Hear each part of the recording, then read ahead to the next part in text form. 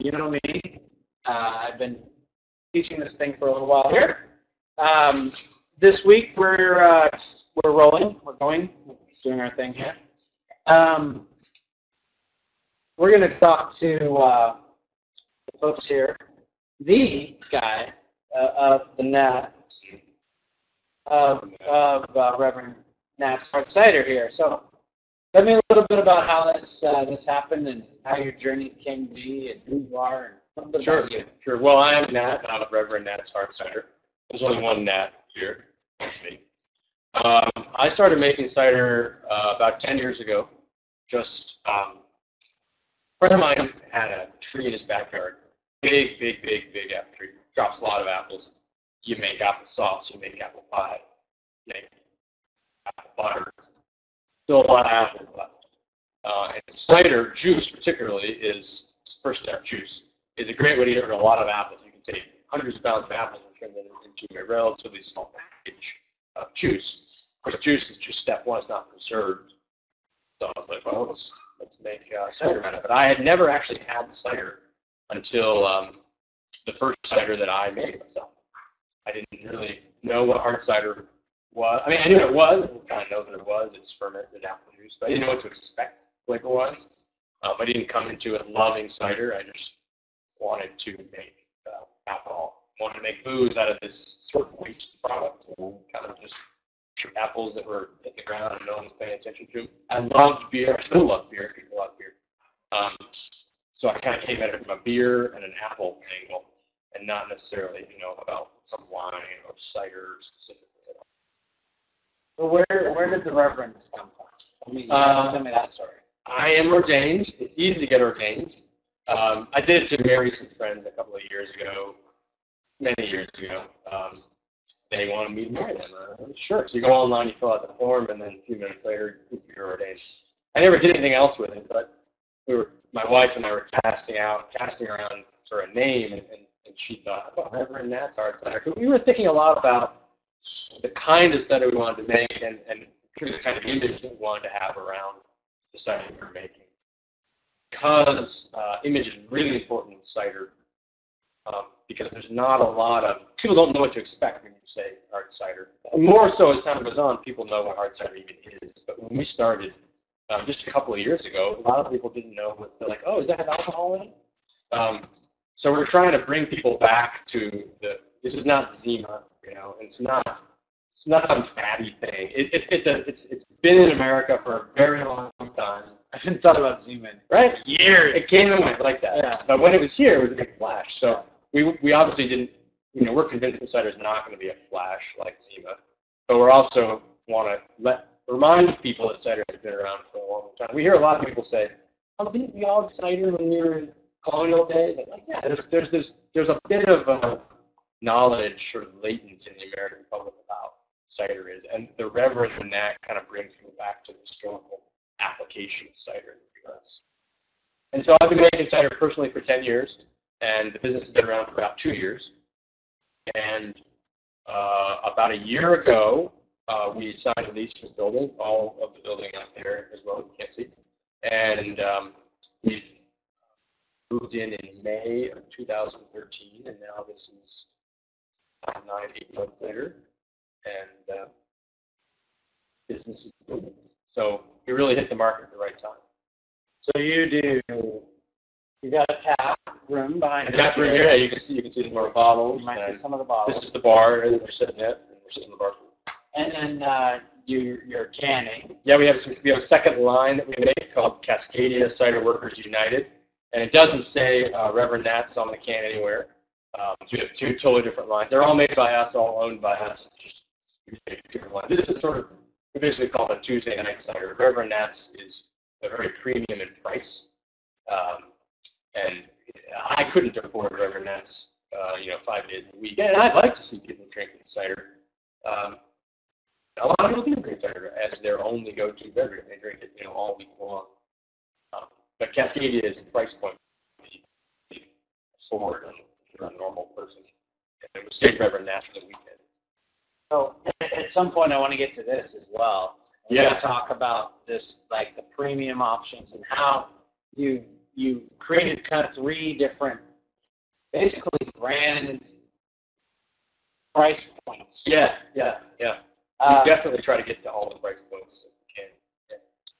So let's. So this week, so definitely, if you have any questions, let us know. Want to make sure everybody can still hear us okay, and check in with you online. And if you have any questions, let us know. But kind of want to go through,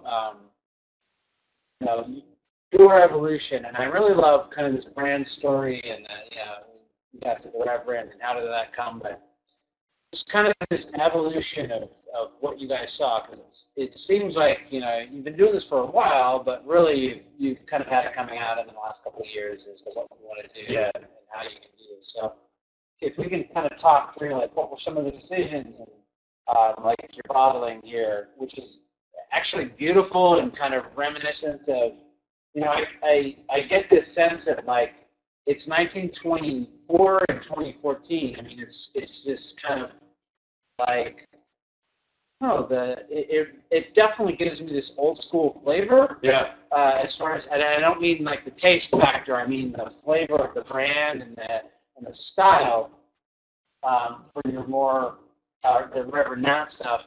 But the other being like kind of clean and just we were talking about blue and green. So so talk to me a little bit about that. Yeah. So when I started making cider, I made it for myself primarily. 10 years ago, I started making just for myself. Of course, everyone makes when they start doing something, they do it for themselves. And I started making batch after batch that was really consistent and really good.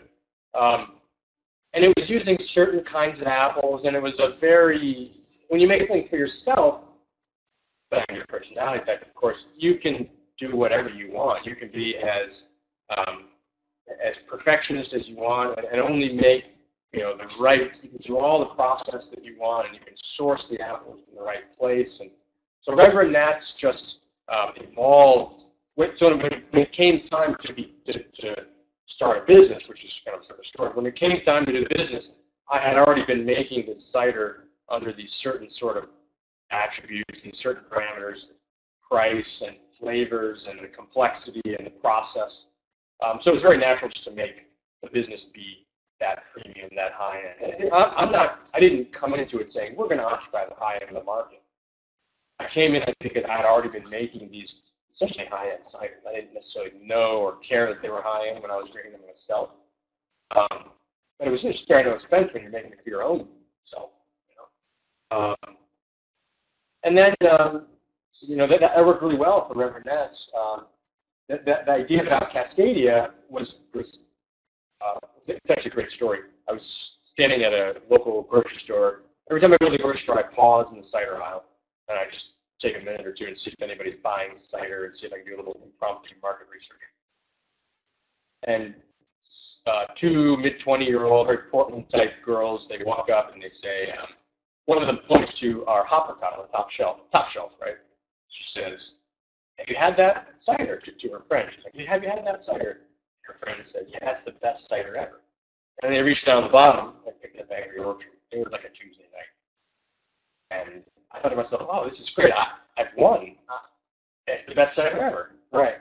I've lost. I lose. They didn't buy it. So don't sacrifice the quality. Don't sacrifice the mission of Reverend Nat. We're winning that fight. But we need to have a contestant in the Tuesday night cheap cider.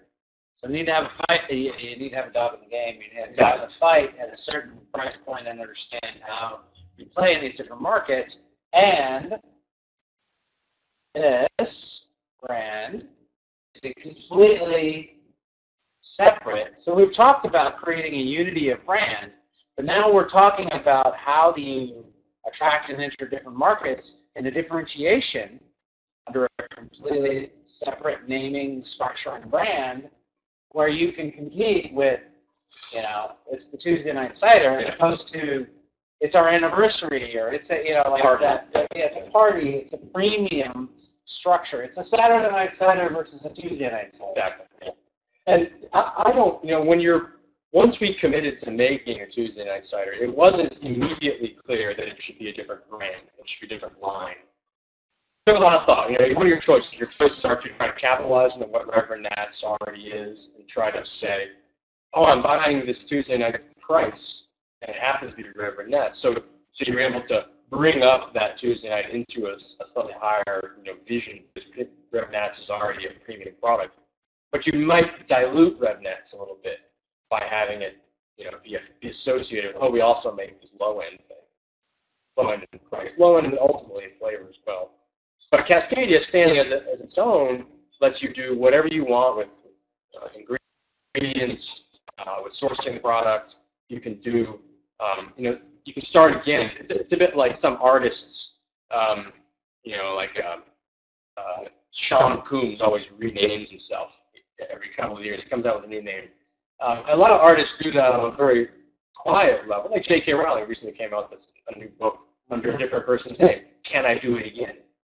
Can I not rely on the success of this one to jumpstart me in the new one? So there was some of that as well. It's like, can I do it again? Can I start from scratch? Can I make a new brand? That Cascadia has been received really, really well.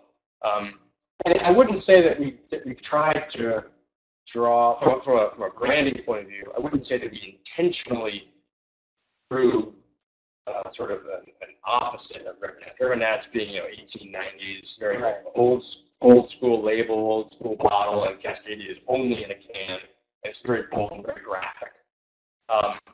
That wasn't the intention necessarily for us from an art point of view or from a branding point of view. But I knew a design team that was really highly regarded, and from a friend of a friend learned that their mission was to make a canned product. And I was like, well, I've got a project for you. And they happened to be really very graphical, very modern in their art. And I came to them and said, here's the name. I'm not going to give you any design influence. Reverend Nat's is like, we favor every pixel on Reverend Nat's. Every little dot and every dash and every line is lots of agony. But for Cascadia, I kind of handed it off to this other art team. See what you come up with. And they're very, very well regarded and very well respected. And I was able to afford them. So that kind of let us have a little bit more distance to let them do their own thing. And this is the brand that it was a collective process, but this is the style of it.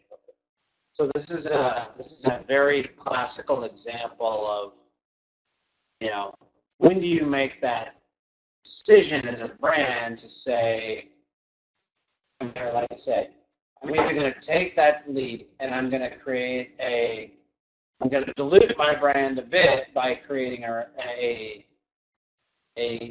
lower end product. I know, like a price point that is much lower.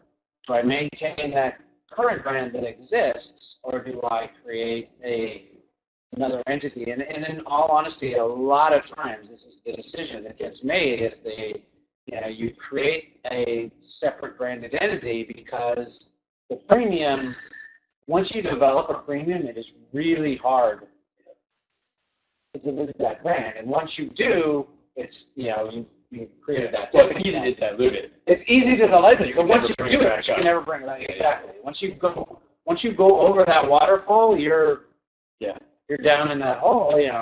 We still could make a Reverend Nat 6-pack. It's still an option. And we also can continue to. It's much easier for Reverend Nat to make a $30 bottle of cider at this point than it is in this case. Well, make it an $18 6-pack. But I mean, you can create a premium, quality in there. But if you'd have brought these two together, it'd be harder. You'd have to kind of push that down to okay, we have a high end and we have a mid. You create a high, mid, low. Yeah. The classic example is Sierra Nevada. They make the pale ale, which is 70% of their revenue, 70% of their business is the pale ale. And that's in a green can, green bottle, and it's the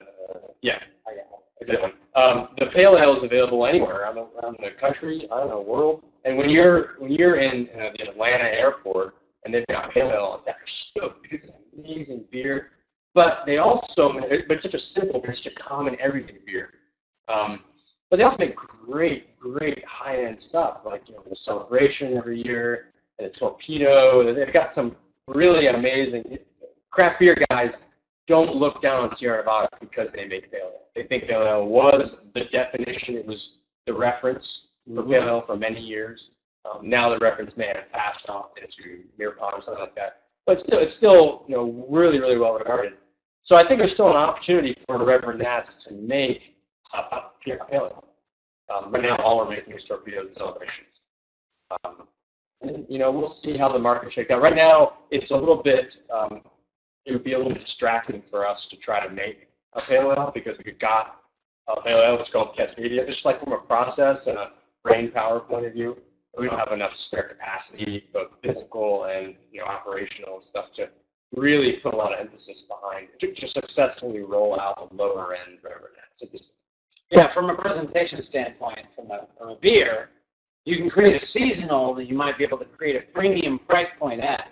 Yeah. But what you're doing is you're creating a premium price point on a quality product with Reverend Nats, and then you're creating Cascadia to be able to create that Tuesday night market. Right. Those Right. girls, you know, like they reach for the Angry Orchard because they can get that six-pack for $5. So I'm making up a price point, but you know, the less expensive product. So we have a question here. Do you separate marketing for your two brands, or is it more combined? Yeah, we don't. To go along with the fact that I didn't want to sort of sully the reputation of Reverend Nat's all. When we go to cider making festivals, like, you know, you get a wristband, you get a cup, and you drink all day long. We have a separate tent over there for Cascadia and a separate tent over here for Reverend Nat's, and they're not related. Bar owners and restaurant owners and grocery store owners, they know that when you make a Cascadia, that's a selling point. We can go in with Cascadia and say, hey, this is our weekday cider. And they're like, oh, buy it. Because they already know it's not going to, well, they're hoping that it's not going to suck. We got this reputation built up. So it's an easier sell to get into the retailers, but we stop at the retailers. I'm sure, you know, 0.5% of the Cascadia drinkers out there know that Reverend Nat makes it. Somebody asks us, we tell them. As far as marketing goes, yeah, there's a different voice. Of course, there's separate Facebook pages, separate Twitter accounts. In a lot of ways, Reverend Nat's is our baby. I post to Facebook, you know, many times a week, or Twitter daily for Reverend Nat's. Cascadia gets a post, you know, every couple of weeks, mostly because we're a little bit lazy. We don't have a lot of time. We're putting a lot of effort in Reverend Nat's, and Cascadia is selling on price, not necessarily on the story and on the passion of the consumer and the cult following. We have this great cult following with Reverend Nat's. You know, when a new Reverend Nat's product comes out, customers they don't care about it; they're just going to buy it. And Cascadia really has to sell on price only because the flavors are just not that intense, and we don't have the margin to try to. Complexity. You can't. Yeah. Really, yeah. In order to make a lower cost product, you have to make some sacrifice on the ingredients. Sacrifice. You have to have a different perspective about what you're going to put in. So yeah, the marketing plan is really, really different. And I would say the marketing plan for Cascadia at this point is much more developed than Reverend Nat. We get a lot of requests for, you know, free kegs for charity events or whatever. We always give them Reverend Nat. It's, you know, maybe economically easier for us to give them Cascadia because it's less of a hit out of our pocket. But we want Reverend Nat to be known as the Portland cider. And Cascadia can have its own plan later on. And honestly, the marketing plan for Cascadia is really undeveloped. Doing all the token things. Got to have a Facebook page, got to update it right now. Got to go to events. You know, got to have good branding when you're in a bar. You got to have a good tap handle. T-shirts, all the normal stuff for Cascadia. Reverend Nat is far more intense about our marketing. So, as you grew and developed this, and you started looking at the landscape out there, how did you do that initial, like, who are my competitors? What are they doing? You know, where do you make those kind of decisions? And once you kind of looked at that landscape, what were those big things that made you choose to go in the direction you did? Well, like I said in the beginning, it wasn't so much, we didn't survey, find the gap, and create something to fit the gap. I had kind of a product that I was making, and I didn't really want it. When we first started out, I started out in my garage in my basement, and I was there for a year and a half, and we were pumping out a lot of cider from the garage. But the goal was, in the beginning, the goal was to be small, stay boutique. The reception was so overwhelming, it just reached through, and now I've got 8 employees now in next month. So there wasn't necessarily an analysis of the market, analysis of our competitors for Reverend Nat. It was, here's our product. This is the price that I want to see it at on the shelf. Because, yeah, we did look at our competitors as far as pricing goes, not as far as like that position. And then everything fell around that thrust in the marketplace. So it was, how do we support a premium product, and how do we communicate, why you're going to pay a premium for this product, and which bars, which grocery stores, which restaurants are we going to be able to go to that can support us on day one. They're not concerned about the price. They're more concerned about exclusivity and newness, innovation, etc. That's a biggie. You just mentioned something that can really create that distinction. So not everybody is going to create a product that has that exclusivity, but how do you build, to me, it feels like you built something in passion. That passion grew. You wanted to keep it small, but you had the right flavor. You made it right, and now things are just growing in a way that you kind of like, okay, well, I'm going to take the ride. Yeah, it's definitely along for the ride. Initially it was me dragging a plow through the hard ground, and now it's just me up in the control ship of the cabin of this giant ship, just making sure I'm not going to crash into glaciers. It's been an evolution in my position and in the thing. It was a plow that wouldn't move, and now it's this giant ocean liner, and it's hard to steer. And so some of that, we had this. People still call it small batch, and there's a tank right there that holds 4,000 gallons, and we fill that thing really. I just bought 2 more that each hold 3,000 gallons. And in the global alcohol business, we're way smaller than small batch. We're peanuts. We're not even peanuts. We're just peanuts and peanuts. But in the Northwest cider community, we're the 5th largest cider in the Northwest right now. We're the 20th largest in the United States right now. So we've really, the curve is huge for sure. And so there has been, like I said, we really pay attention to every dot and every dash and every line in our marketing plan for Reverend Nat. And that's because we still have to maintain that handmade quality for Reverend Nat. Cascadia launched never intending to have a handmade feel, but much of the culture of Reverend Nat in the brand and the communication is all about the fact that we touch the thing, the apple, the cider, the bottle, the label, the case, the delivery. We touch it many, many times. As we continue to grow, we touch it less and less. We have to make sure that the message is still one of, we touch this thing all the time. The process as well as the product. Yeah, a lot of people say, why is Reverend Nat so expensive? There are ingredients, and there is time in the tanks. Some of the things we make take a long time to make, whereas Cascadia can push out relatively quickly. And then there's the laborious process, not just time, like square footage occupying a tank for a certain amount of time, but direct labor cost to produce a batch is much higher for Reverend Nat because we're adding stuff. We have a product that has tonic in it, so we zest lime. We put a lime on a zester, and we spin the lime, and the zest falls off. We do thousands of limes, and there's nobody that's going to touch that recipe because nobody's stupid enough to zest thousands of limes.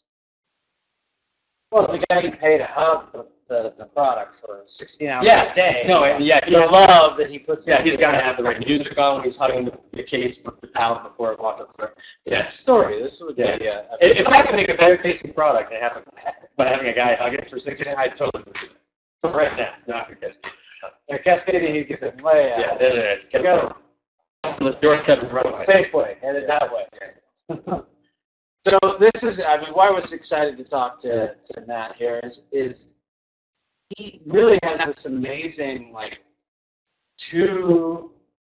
these two paths, and they are very distinctive, but they're both very similar in the sense of how do I maintain this high-end and this consumer, like approachable. I don't want to say less expensive or any of those other things. It's just a more approachable from a price point brand. And there's such a huge distinction between the two kind of branding elements that it just blows me away that you and this amount of time have been able to pull this kind of thing off.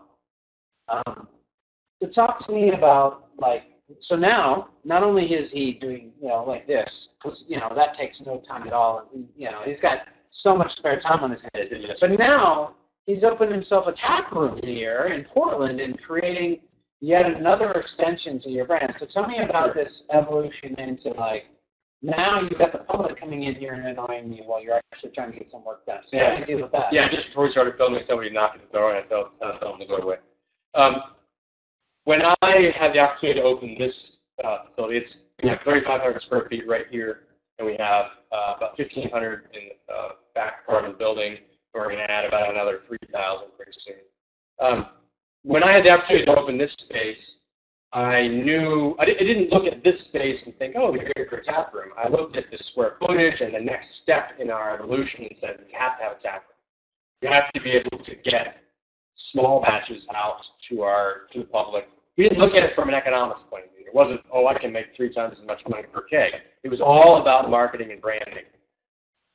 Talking about the so the tap room, for instance, we don't serve Cascadia in the tap room. There are no. This is the closest the can's ever made it to the tap room. This is not a Cascadia. He brought this over. I saw him pull it off a pallet and bring it over to just show us talk. But sometimes people come in here and they say, yeah, you guys make Cascadia? And I look around like, yeah, I don't have any cans here, sorry. But yeah, we make Cascadia. This is not Cascadia's tap room. This is Reverend Nat tap room. So when we developed, you can see some of the wood here. This is all reclaimed wood from this building. There was a lot of other structures in this building when we first moved in, and we deconstructed them all and salvaged the wood. And the bar top is made out of full floor joists that were here. You can see some of these lights. The chalkboard frame is made out of reclaimed wood as well. So we spent a lot of time. We had an architect who knew the brand really well. A brother of a very good friend of mine who's helped me out in the very earliest stages of making cider. So he was familiar with me personally. I'm just familiar with the brand. And he, crafted this. The ceiling is kind of low. It's code, just barely. But it's a cozy space. And when you walk in the front door, you sit at the bar, and directly in your line of sight is the tanks. We've got a reporter recently said that the tank that I'm showing you right now, that tank right in the front there is Hyundai size. You can definitely fit a Hyundai or 2 in there. The tanks are all visible, and even at night when the tap room is open, we shut the overhead main lights off, and we have accent lighting on some of those tanks there. And it wasn't expensive accent lighting. It's like a Harbor Freight light that you just plug in the extension cord just to give some visibility. So we definitely want people who come into the tap room to know that they are here in the place where we're working.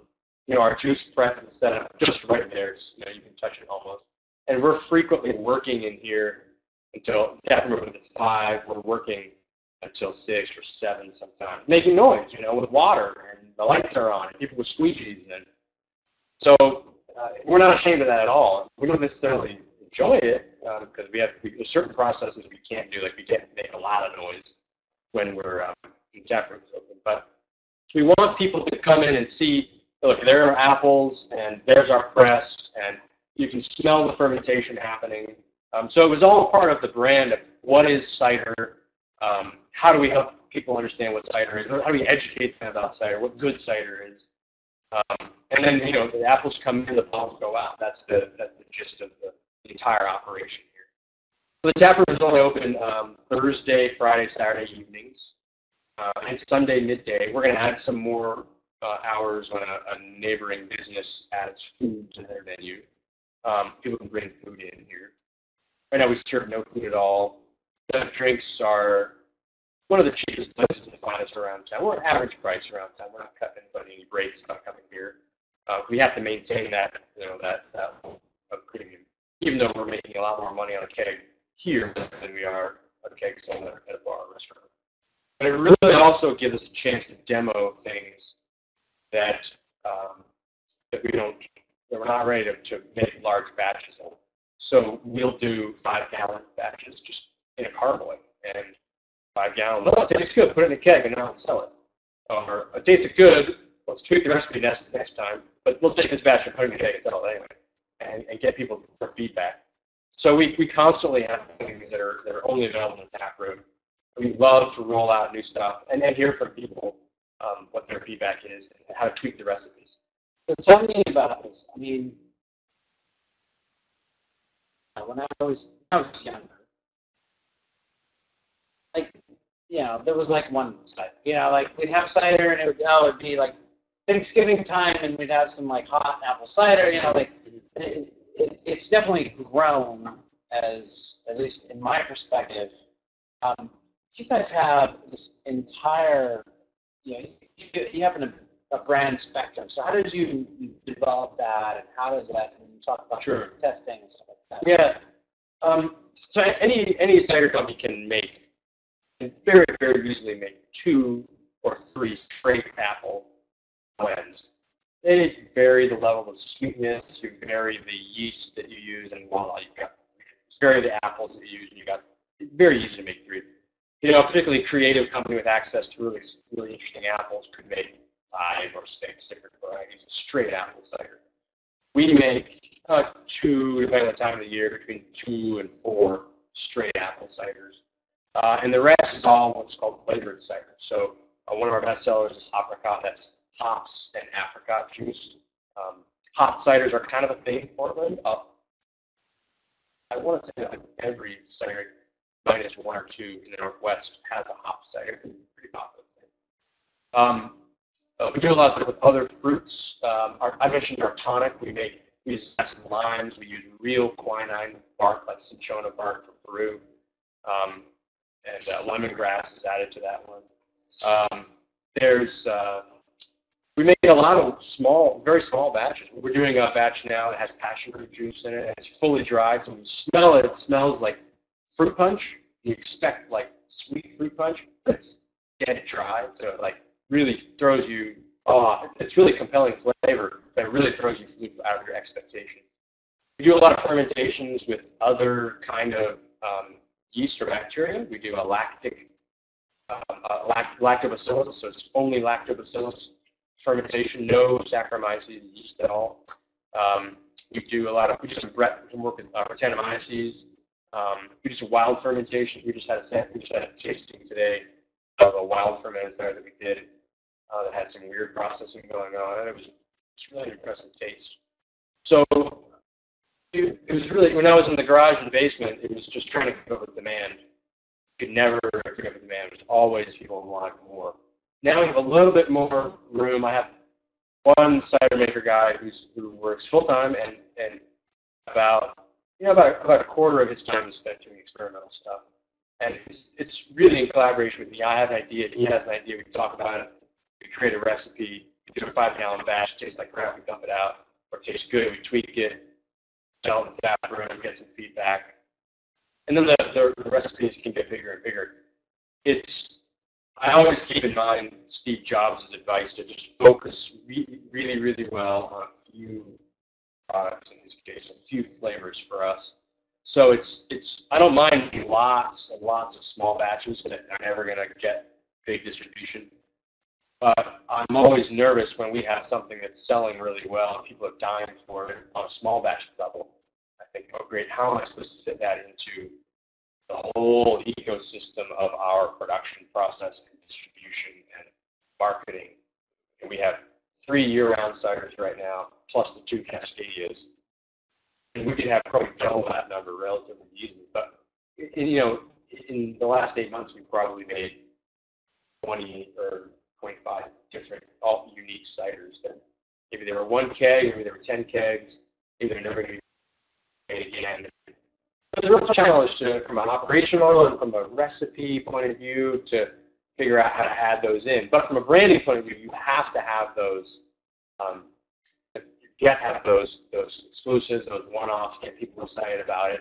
At this point, when we make something new, a lot of bars just say, "I don't want a taster, just bring it to me. We'll buy anything you make." It's a one-off keg. Even if it's not the best thing we've ever made, it's 1 keg or 2 kegs that they're going to get out of it. So we're really thankful to be in that position with a lot of our accounts, a lot of our retailers.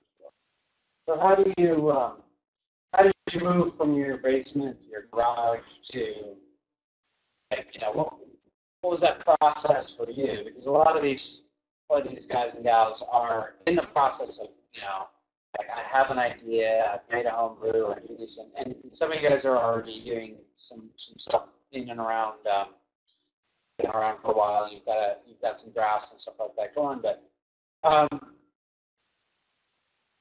was that first couple of sales, and how did it take me through that process of, like, you know, knock, knock, knock, hey, I make this stuff in my closet or in my basement or whatever, and taste this. Yeah. And, you know, what did that look like? Well, a lot of it was the right place at the right time. Cider market has been booming. It has been doubling nationally for the last couple of years. And I actually have been started selling cider at the first year that it doubled. It was growing relatively quickly, and then the year 2011 when I started, it doubled. I didn't know that when I started. Probably should have done a little bit more market research, but like I said, I was making cider for myself. It was a bit of a different perspective to make good cider for yourself, and then to try to make good cider for other people, and that you're going to sell.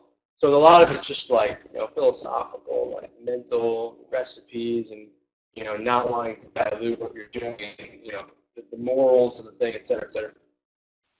The marketing of it and the selling of it is, and the message that I've got, the philosophy that I have, the cider making philosophy that I have, is that able to translate into something that other people can understand. We know that it's translating very well in Portland. Portlanders understand what we're trying to do with the swing pop and the handcraftedness of it. Will that same package, that same brand story work in Omaha or in Atlanta or in Burlington, Vermont? I don't know. We're going to find out eventually. And then we have to tweak the brand message a little bit, and we go into other locations. It's not applicable. Maybe Cascadia ends up being much more applicable in those markets than Reverend Nat is. We definitely learn as we go. We hear what people want from a brand point of view, not just from recipes, but what the brand resonates with them. As far as the actual sales, it was like, you know, you make a lot of cider, and you think, oh, I'm going to sell this case for $100 or $75 or whatever, and you know, I only put, you know, $16 worth of $22 worth of cost of goods into it. So I guess $50 I'm going to make on this case, and that money is just gone, drop that, because you're buying commercial size equipment, and you're taking out loans to buy other equipment, and the labels, you fret over the paper of the labels, and that costs money, and those delays. And so, you know, when I started, it was me. You know, I knew beer. That was really, really helpful. I knew beer. I knew the Portland beer scene. I knew which bars could take cider, would take cider, would take my cider. Nobody knew me. I wasn't known in the beer community at all. So I walked in and just as a random stranger, and I said, "Here, try this bottle." And I gave him a full bottle. It was this bottle, Revival Dry. I gave him with the swing top and the hand stamped thing, and you try it out. And they look at it, they're like, "That's like a $20 bottle of cider, and you're going to give it to me?" I'm like, "Yeah, there you go." I didn't give out little sample bottles. A big part of Reverend Nat's marketing is the actual package. So when we go into a bar or a restaurant or a grocery store, I give them this big 750 with a swing top, and like that, people look at it, that bottle's expensive. The glass, I'm like, that's expensive. But we're not taking out radio ads, and we're not buying billboards. It all speaks into the presentation of the package. We have these smaller bottles as well that are smaller and slightly less elegant because they don't have the swing top, but it's still put a lot of effort into the package. The paper is the same, the hand stamp is the same. The shape of the bottle. This is an exclusive bottle. We're the only one in the United States to use this bottle from England.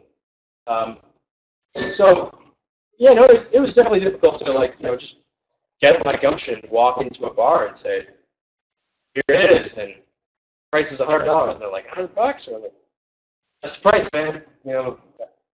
So technically you give somebody a discount to get the sale, but that's the price. And luckily I got, because of where the cider was, the growth of cider, particularly the growth of cider in Portland, and the kind of products I was making already. I didn't have to learn how to make cider to have a business. I already knew how to make cider. I actually had to learn how to sell it. So we were making good cider from day one. We had some bad batches, of course, but it's never been a problem making good cider. So the cider has really sold itself for the first 18 months or so, or 16 months. It was, we didn't do any sales work at all. I never visited accounts.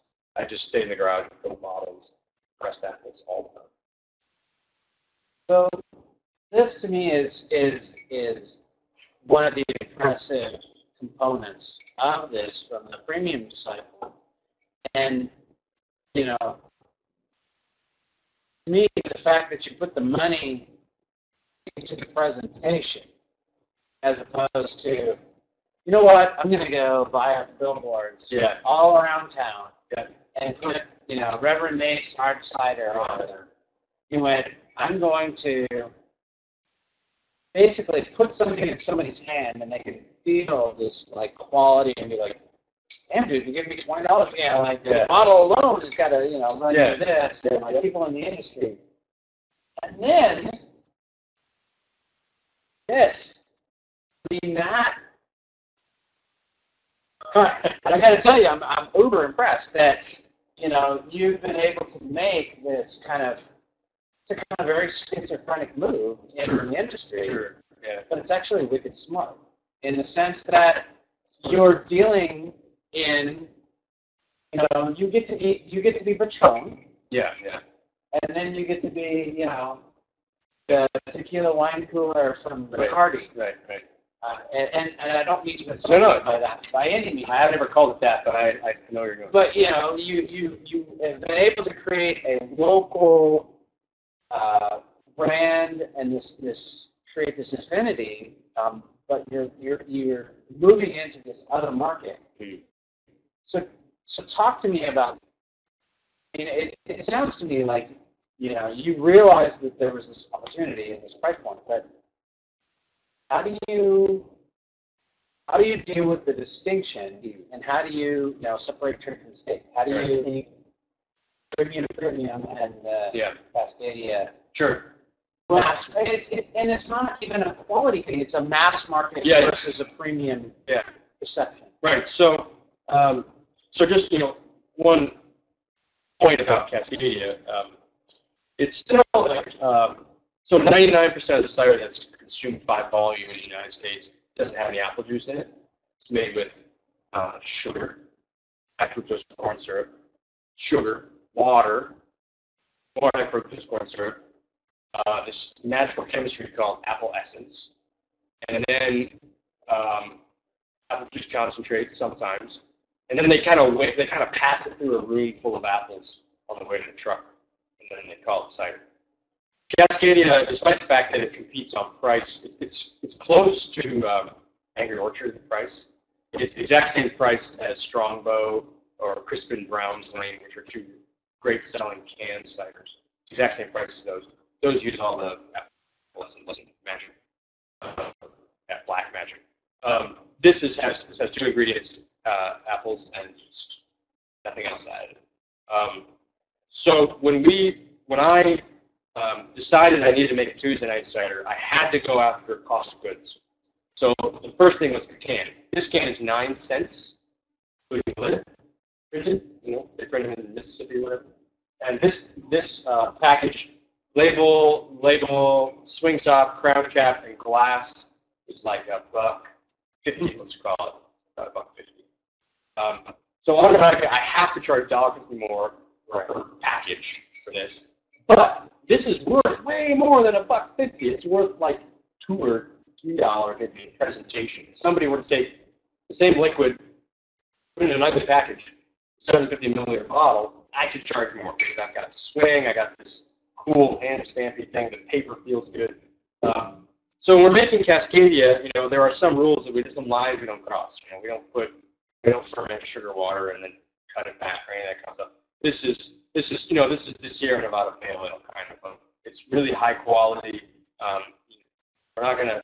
One of the rules that we have is that all the ingredients come from Cascadia, the Cascadia bioregion. So that's British Columbia, Washington, Oregon. So apples all come from Washington, Oregon. The yeast is actually manufactured or grown in Oregon as well. If we ever do any other fruits, they'll all be Cascadia based. Of course, the cans are saying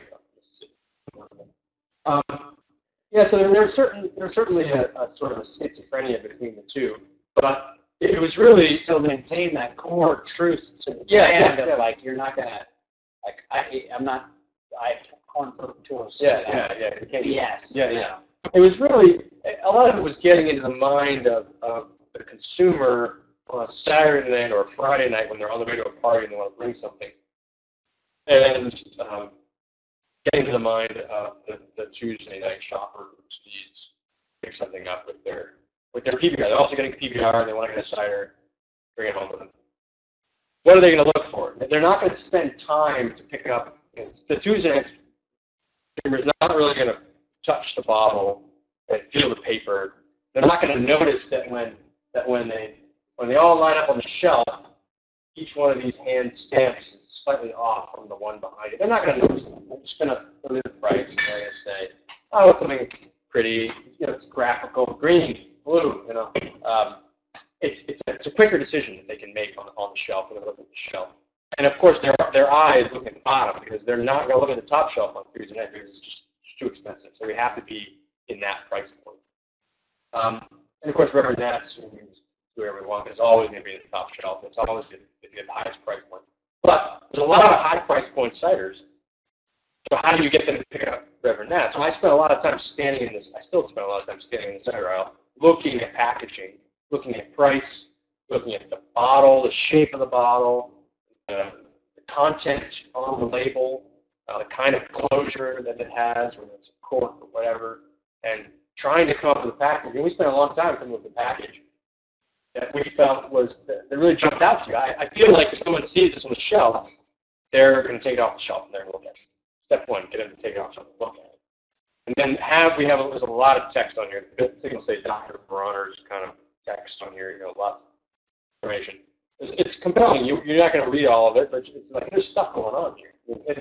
We use clear glass. Most cider manufactured and sold is in brown glass. You can't tell what's going on. We have different colors. You can see that it's going to be lighter than that. You can see the colors. You can look at the colors there. You're going to automatically assume this is a lighter flavor, like all it is. Our hopper cut is in brown glass. That's because it has hops in it. We want to protect the hops from disease. So every step of the way, we wanted to try to get the consumer to look at it from, to have it jump out from the other options on the shelf. And we do look at price a lot too.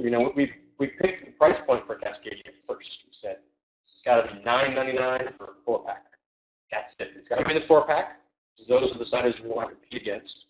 And that's a market that we think Tuesday night drinkers are going to buy. They're not necessarily always going to buy a 6-pack of glass. They're okay with things. So you spend a lot of time scanning the eye and going to different grocery stores. Don't just go to one. Whole Foods is different than Safeway. It's different than Albertsons. Yes. And we're not in Safeway yet. Cascadia will hopefully be in Safeway and Fred Meyer and some of the bigger grocery stores this spring. It wasn't a big push to get into those early. They're pretty harsh. The buyers and the way the system works is. Tell me about that, because that's we did a session that will be posted earlier about it was really more from the looking at it from the wholesaler to the retailer to the what are those differentiations. So talk them through sure what you have Zupans or something that's very regional or local. You may not even know what that is, but that's like a local grocery store, kind of high-end chain. Like Whole Foods. Like a Whole Foods, yeah, it's more of a national. But then you have like Kroger's and the Safeways and these like massive Albertsons, massive chains. So talk about the So the biggest difference is that I can go into the local Whole Foods, Zupans, or New Seasons. I can go to one of those markets or co-op. I can go to one of those markets with a bottle, and if the person who buys beer is in, they can write me a check, and they can take that case, and I can walk out with a sale. And I did a lot in the very beginning. You know, that's how I would sell cider. I'd bring them a sample, and I'd call them back the next day, and they'd say, yeah, bring me a case on Tuesday. And there it is, cash in hand. As the chains get bigger, you have to jump through more hoops. The local grocery store, New Seasons, is kind of a local favorite. They're very independent from a buying point of view, but it has to have a barcode. The barcode has to scan in their system. So you have to take it to their headquarters and get the buyer at the headquarters to taste it and say, that works for me. I'll put it in our system, and then each individual store can choose whether or not they're going to carry it, whether the store buyer likes it. Whole Foods is very similar as well. You send it to the corporate, and the corporate guys put their UPC into their system, and then they make it available for sale. By each individual store buyers can buy it. And then you can universal product code. UPC. Most of you know what that is, but I just want to make sure. As you get, so Whole Foods is pretty much the king of the easy, the top of the easy to get in. If you got a good product, it tastes good, it's local, regional, whatever, doesn't have a bunch of preservatives in it. Whole Foods won't take high fructose corn syrup or preservatives. And you sell in Whole Foods, or you sell in all small guys. If you want to get into Safeway, you have to go through distributor. You could not possibly do it self-distributed. Maybe it's theoretically possible, but you'd never get an audience with the distributor. The buyer. The king is a little losing that. Yeah. Leave a note. We'll get back to you. Don't call us. If you have a distributor, they have what's called a key accounts manager, or CAM. Different distributors call them different things, but a key accounts manager, you'll have one person, one unit at the distributor, and that distributor will be the person who calls on the buyer at Safeway headquarters, regional Safeway headquarters, regional Albertsons headquarters. That person will generally call on one or two or three of these regional buyers, and that'll be that person's full-time job. That person's full-time job is to be an ambassador for all the products that the distributor carries into that chain. And then you don't go to sell individual stores. You go to sell to that dude. If that person says, yeah, we're going to get it, then it's called a corporate. It comes from corporate. It's part of their planogram. There's always other industry terms for it. And it gets pushed down to the stores, and it'll roll out to every Walgreens or every it'll roll out to every Safeway in the same week in that region. So I think Safeway is kind of like regional, Northwest. I think there's a California or Northern California, Southern California Safeway. So you have to do that for each market that you want to enter in. And then it has to be in all stores. And if you get a facing, so if you get on the shelf at Safeway, that's a big win. You're going to push through a lot of product, Fred Meyer or whatever. You're going to push through a lot of product, but the downside is that if you ever if you ever run out of product for, let's say, just a day or so, and they have an empty spot on the shelf, a day is probably okay. Safeway's not too concerned about keeping slots filled. For 2 days or a week, if you're sold out, they'll close your slot, they'll pull your tag off the shelf, and then you have to start all over from scratch.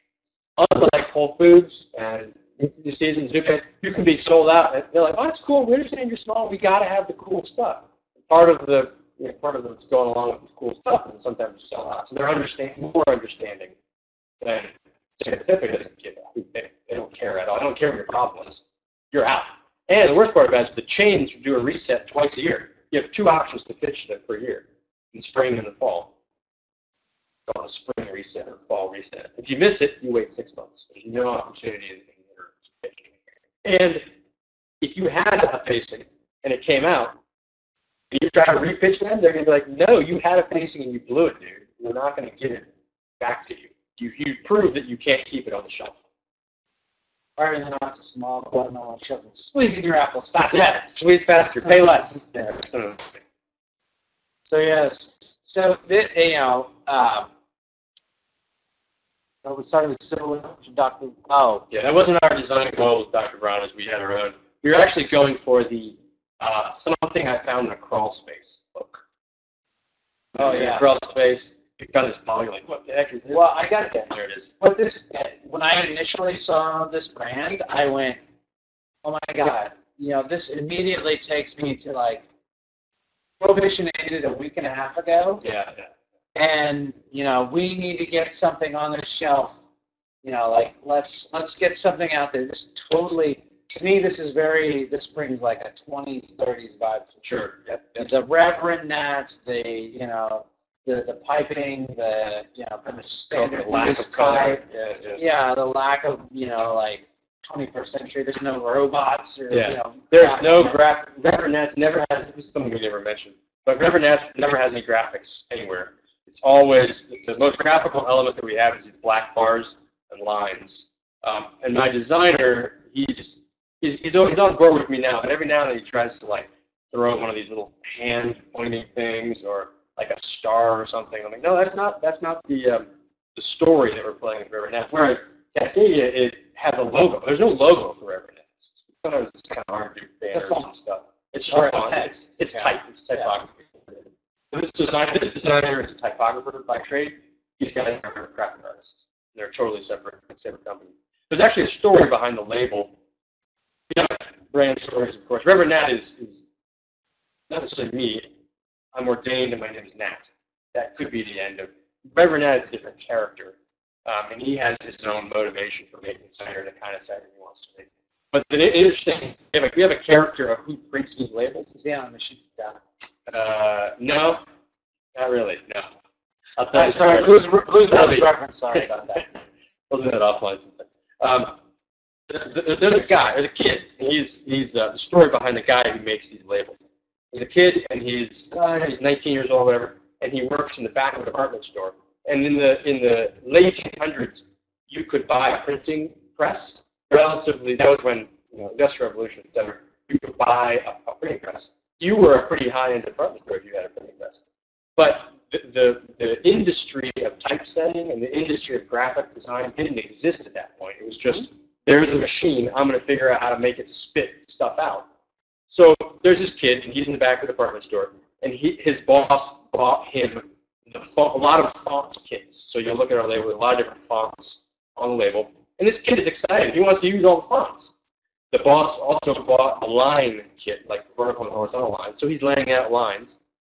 The boss didn't buy any images, any pictures, any graphics or icons. So it was too cheap to buy that. The boss also doesn't like to use color because it costs extra money. It's printing color. So he's only allowed to use one color for like the most printing rules, the cheap rules. And so this kid is an untrained kid, and he doesn't really know what he's doing from a graphical point of view. So it's really kind of yin-yang. My designer loves the challenge because he's got masters in fine art. Like he's a serious guy, right? And now I'm telling him, do a bad job. Do an intentionally bad job. But there's a certain compelling aspect to the label that makes you want to pick it up.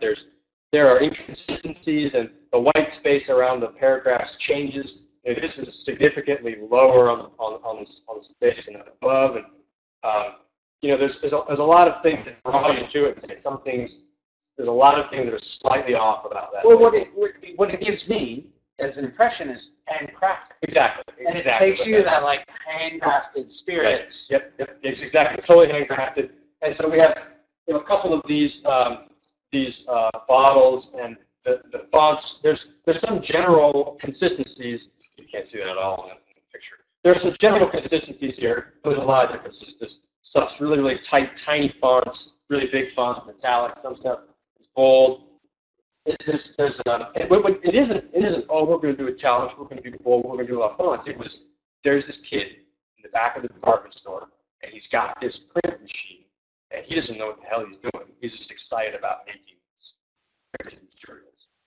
And so that kid drives a lot of what we can put on the label and what we're allowed to put on the label from a branding point of view. Having these stories, you know, the character of Reverend Nat is not necessarily me. I do a good job playing the character of Reverend Nat, but he's got his own sort of reasons for making cider. Having stories that aren't just like, oh, let's do this, let's do that, lets us really focus and not get distracted in our process, in our brand. Thank you. Thank you. Thank you for your time. I will let you all get back to your regularly scheduled program, or live as it will be. Thanks for joining us on the last session. We'll get the video version of this put up for later in the week. Join us next week at 6 o'clock. We're going to talk brand next week. Thank you so much for coming out, and we'll talk to you soon. Thanks. Take care. Thanks so much. Absolutely.